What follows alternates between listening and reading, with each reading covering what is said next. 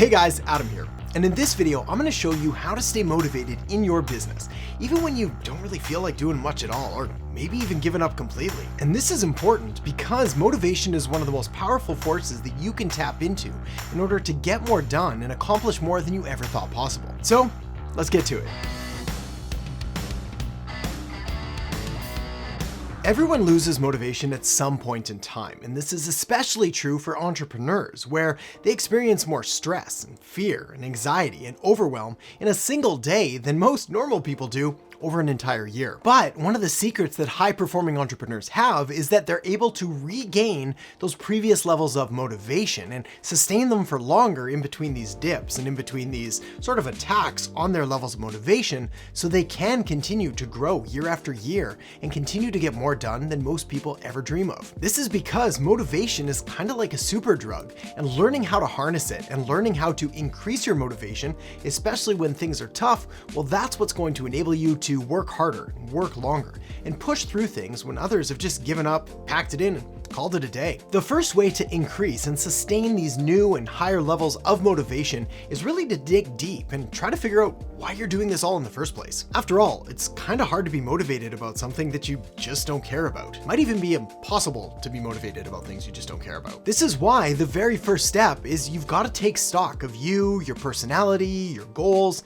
and really dive deep into what it is that you're doing, what you want to accomplish, and why this actually matters. Often when I work with clients and they go through a bit of a motivation slump, well, it's typically because they're not working towards the goals that actually matter to them, or rather the goals that they were previously trying to achieve simply don't hold the same weight or same appeal or same draw. So why would they work harder or push more when they don't even really want it? The solution here is fortunately relatively simple, although not easy, and that is to spend a bit of time trying to dive into what they actually want to accomplish, what they want to achieve. And when we identify a new and more exciting goal, we're often able to turn things around really quick. Next, it's time to get familiar with one of the most important motivation factors of all, which is grit. Grit, as defined by Angela Duckworth, is the secret to outstanding achievement and is defined as a special blend of passion and persistence. The passion comes from knowing your why and why you're actually working on what you're working on, like we just covered.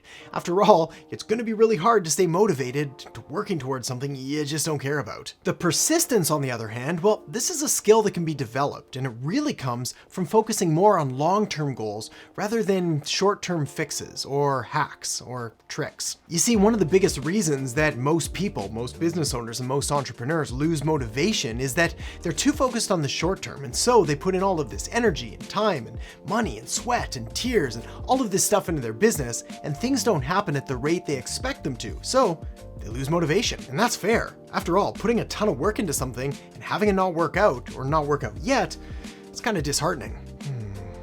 Successful people, on the other hand, well, they're way more focused on the long term.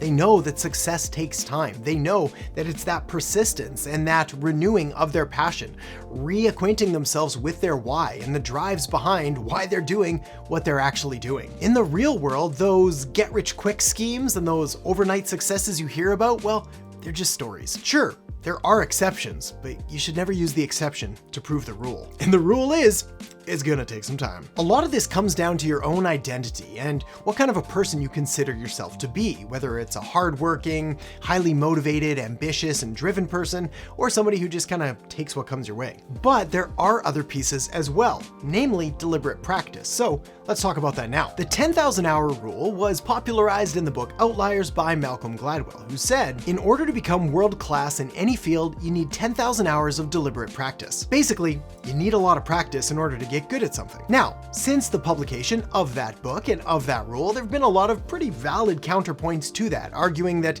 there is some level of natural ability. After all, some people are just born smarter or faster or stronger or better at certain things. But as a general rule, the 10,000 hour rule is pretty good. Practice, in this case, does lead to progress, and in rare cases, even leads to perfection. And other books back up this theory as well. In his book, Talent is Overrated by Jeff Colvin, he talks about the importance of sitting down, setting aside time for deliberate practice, really spending time trying to get better at whatever it is you're trying to get better at. The key here, though, isn't just practice and going through the motions, but rather being deliberate, being intentional about what it is that you're trying to improve at. There's a story I heard once early in my career which kind of shaped my path of evolution and growth, and prioritizing learning and improving my own motivation and my own drive and desire and ambition and results as well. The story goes a little something like this. There was a younger man who was hired into a company in order to do a job in, let's say, marketing. I think it was accounting, but let's go with marketing. Anyway, this young guy got into the marketing position and he started working incredibly hard and was able to grow revenues year after year rapidly. We're talking about 50% the first year, 100% the next year, and 100% the next year. Basically, a whole lot of percents in his first 3 years. And so he was rapidly promoted to the chief marketing officer position, basically the head of the entire marketing department for the company. Well, upon his promotion, one of the more senior individuals with the company who'd been there for 20 years, loyally, faithfully serving day after day, well, he saw this new young guy's promotion and he got pretty angry. So he went to the CEO and he said, "Hey, why'd you promote this guy? He's only been here for 3 years and I've been here for 20 years, putting in my time day after day. I have 20 years of experience over him. Why him?" And the CEO wisely said, "Well, you've basically done the exact same thing every single year for 20 years. So you don't really have 20 years of experience, you have 1 year of experience repeated 20 times. And this is why it's important to spend that deliberate practice time to ensure that you're fueling your motivation, you're fueling your drive and your ambition by being smart and being strategic about what you're working on and always trying to get better. If you truly care about what you're working on and working towards, it's incredibly helpful to remind yourself that greatness takes time. But the passage of time isn't enough. You need to be deliberate and intentional and strategic about how you're using that time to best fuel your growth and your progression and fuel your motivation. But how you look at it, well, has a lot to do with this next point, which is, what's your locus of control? And do you have an internal locus of control or an external locus of control? The word locus comes from the Latin language and means the place in which. So having an internal locus of control means that you have the belief that you're in control of your life, that your actions matter, and you're responsible for the outcomes and for the results you get. This approach is unsurprisingly incredibly powerful and incredibly motivating. After all, you have control, so you can do something about it. An external locus of control, on the other hand, means that you believe that you really don't have any control, that your results are the factors of something else, external elements that are beyond your control, so you're kind of powerless. Unsurprisingly, this is not a good mindset to have and is incredibly demotivating. Understanding these is incredibly important, crucial even to understanding motivation and how to increase and develop and sustain it in your life and in your business. Because if you have an internal locus of control, you believe you can work harder, you can get smarter, and you can learn things that you don't yet know. An extension of this is the attitude of a growth mindset, popularized by Carol Dweck in her book, Mindset. Carol Dweck coined the terms fixed mindset and growth mindset to really represent the behaviors and the attitudes that people had towards learning